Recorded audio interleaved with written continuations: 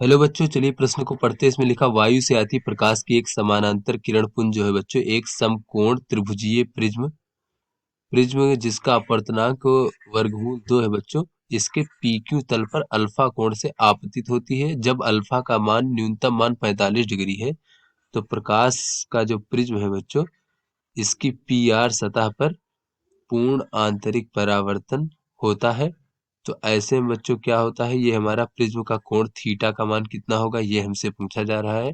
तो बच्चों 4 विकल्प दिए गए हैं, सही विकल्प का चयन करना है। तो चलिए बच्चों अपने प्रश्न की मूल अवधारणा को हम देख लेते हैं। बच्चों हम यहाँ पर देख लेते हैं कि स्नेल का नियम क्या होता है बच्चों। तो स्नेल का नियम कहता है कि जब प्रकाश की किरण एक माध्यम से दूसरे माध्यम में जाती है बच्चों इस प्रकार से, तब बच्चों वो अब जब अपवर्तित होती है इस प्रकार से, तो ये हमारा अगर आपतन कोण आई है और अपवर्तन कोण आर है बच्चों, ये पहला माध्यम, ये दूसरा माध्यम। तो बच्चों यहाँ से स्नेल का नियम कहता है कि साइन आई भागे साइन आर जो होगा वो हमारा बच्चों दूसरे माध्यम का अपवर्तनांक के बराबर होगा पहले माध्यम के सापेक्ष। दूसरे माध्यम का अपवर्तनांक पहले माध्यम के सापेक्ष, यानी जिस माध्यम में बच्चों प्रवेश कर रही है उसका अपवर्तनांक पहले माध्यम के सापेक्ष। तो यहाँ पर बच्चों अगर हम देखें कि कोई प्रकाश की किरण अगर सघन माध्यम से बच्चों विरल माध्यम में जाती है तो हमें पता है कि वो अभिलंब से दूर हटती है बच्चों इस प्रकार से। तो बच्चों ऐसे में अगर एक ऐसा आपतन कोण होगा जिस पर बच्चों ये हमारा अपवर्तन कोण जो है 90 डिग्री के बराबर होगा बच्चों, उस आपतन कोण को हम क्रांतिक कोण कहते हैं बच्चों। तो यदि हमारा आपतन कोण का मान क्रांतिक कोण से बच्चों बढ़ जाए या फिर उससे अधिक हो जाए तो क्या होगा बच्चों, हमारी प्रकाश की किरण जो है दूसरे माध्यम में जाए बगैर उसी माध्यम में वापस लौट आती। इस घटना को पूर्ण आंतरिक परावर्तन कहते हैं। तो बच्चों चलिए अपने प्रश्न को हल करते हैं। इसमें कहा जा रहा है बच्चों कि प्रकाश की एक समानांतर किरण पुंज है बच्चों इसी प्रकार से, और यह PR सतह पर पूर्ण आंतरिक परावर्तन होता है। यानी बच्चों ये POR सतह पर पूर्ण आंतरिक परावर्तन होता है। तो यहाँ पर बच्चों देख लेते हैं। तो बच्चों ये हमारा अल्फा कोण दिया गया है। तो बच्चों ये हमारा प्रिज्म जो है ये सघन माध्यम है इस प्रकार से, और बाहर जो है बच्चों ये हमारा विरल माध्यम है। तो बच्चों यहाँ पर सघन माध्यम में अभिलंब की ओर झुक जाएगी इस प्रकार से बच्चों कुछ। तो ये कोण को बच्चों हम R1 मान लेते हैं बच्चों। फिर यहाँ पर एक अभिलंब खींच लेते हैं और इस कोण को बच्चों हम R2 मान लेते हैं। बच्चों ये पूर्ण आंतरिक परावर्तन होता है, यानी बच्चों इस प्रकार से ये इधर की ओर ही लौट आता है जब सघन से विरल में जाता है। तो ऐसे में बच्चों अगर हम देखें, जब बच्चों हमारा R2 है, R2 का मान क्या होगा बच्चों, ये क्रांतिक कोण के मान से अधिक होगा बच्चों। IC, इसे हम IC से लिख लेते हैं इस प्रकार से। तो यहाँ पर बच्चों अगर हम इस त्रिभुज में देखें यहाँ पर, तो बच्चों ये कोण हमारा थीटा है, ये 90 डिग्री है। तो बच्चों ये कोण हमारा जो ये वाला कोण हो जाएगा, ये हो जाएगा बच्चों हमारा 90 धन थीटा बच्चों इस प्रकार से। और ये कोण जो हो जाएगा बच्चों, ये हो जाएगा हमारा 90 माइनस R2। तो बच्चों इस त्रिभुज में जो है अगर तीनों कोणों का योगफल अगर हम 180 डिग्री के बराबर करें बच्चों, ये हो जाएगा 90 धन थीटा धन बच्चों 90 ऋण R2 और धन R1 बराबर 180 डिग्री।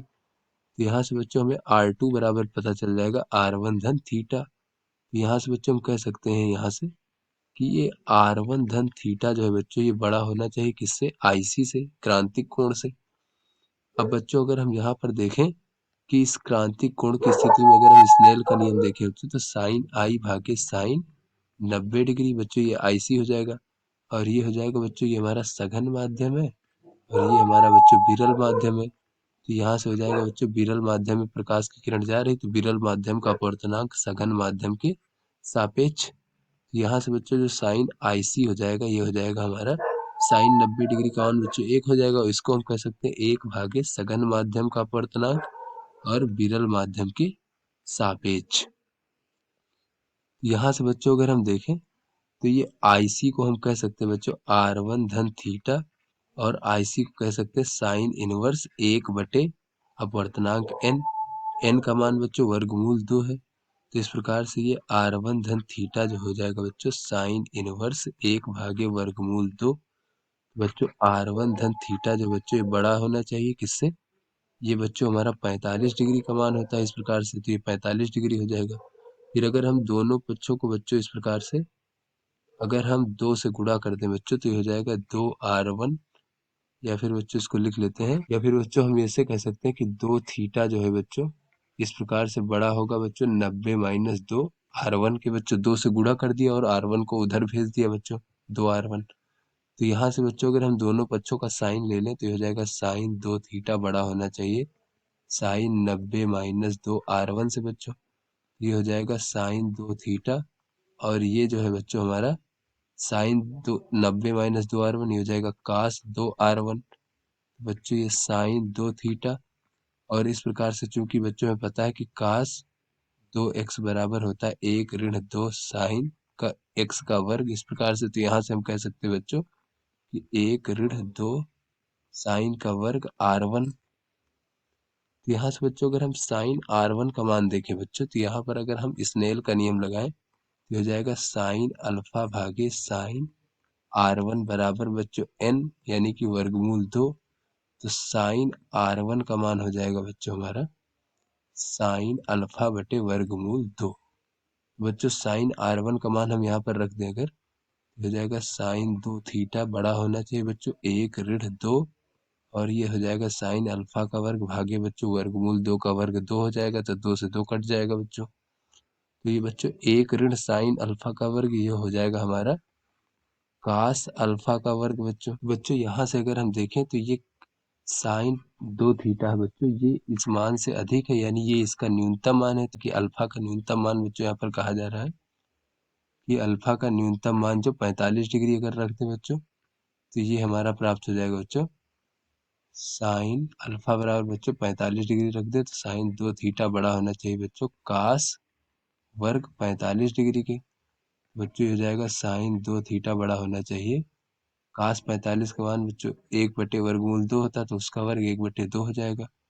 यहाँ से बच्चों अगर हम देखें तो साइन 2 थीटा बड़ा होना चाहिए साइन 30 डिग्री के, अर्थात बच्चों 2 थीटा का मान बड़ा होना चाहिए 30 डिग्री के, यानी थीटा जो है बच्चों बड़ा होना चाहिए 15 डिग्री से, तभी जो है बच्चों हमारा पूर्ण आंतरिक परावर्तन होगा। तो यहाँ से बच्चों अगर हम देखें तो ये जो है बच्चों हमारा थीटा का मान लगभग 15 डिग्री के आसपास करते हैं। आपको समझ में आ गया है, धन्यवाद।